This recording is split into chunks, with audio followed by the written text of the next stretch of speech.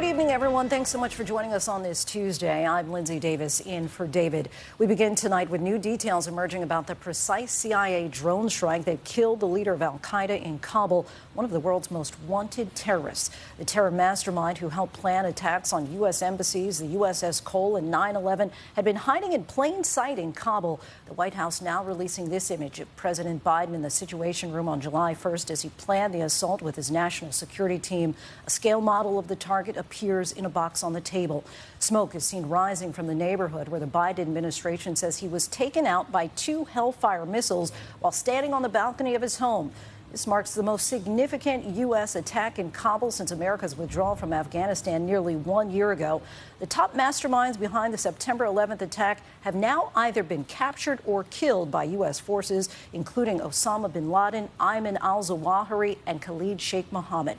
Questions are now rising about whether other terrorist leaders are using Afghanistan as a safe haven. ABC's chief White House correspondent 𝗺cie 𝗿𝗲𝗃 leads us off. Tonight, this photo circulating online, the building where it's believed the world's most wanted terrorist met his end, the White House says, while standing on his balcony, struck down by U.S. Hellfire missiles.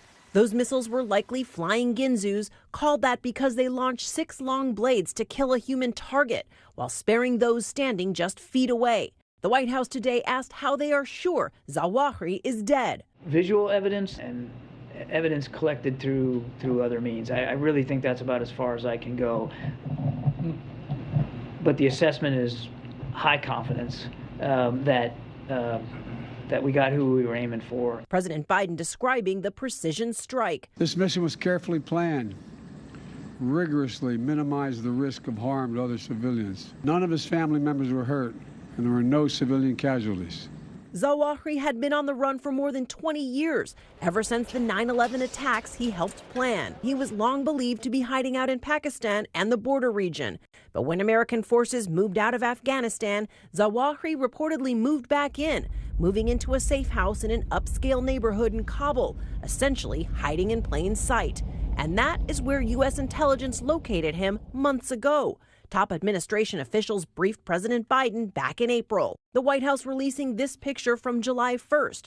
The president reviewing the plans to take out the terrorist. In that box on the table, a scale model of the safe house in Kabul. No matter how long it takes, no matter where you hide, if you are a threat to our people, the United States will find you and take you out.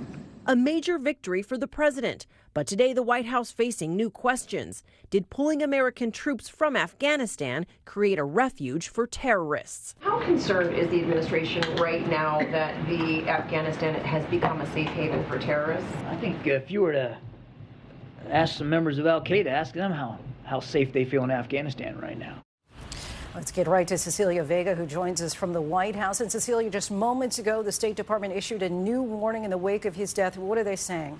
Yeah, Lindsay, this just came in right now. They are warning of a continued threat of terror attacks and other actions against American citizens who happen to be overseas. They say that this is a direct warning that comes in the wake of the killing of al-Zawahiri. They believe that terror groups continue to plan attacks around the world on American interests. They are warning, Lindsay, of specific things, everything from kidnappings to hijackings and possible bombings. This is for Americans overseas and embassies as well. A very serious warning tonight just coming in, Lindsay.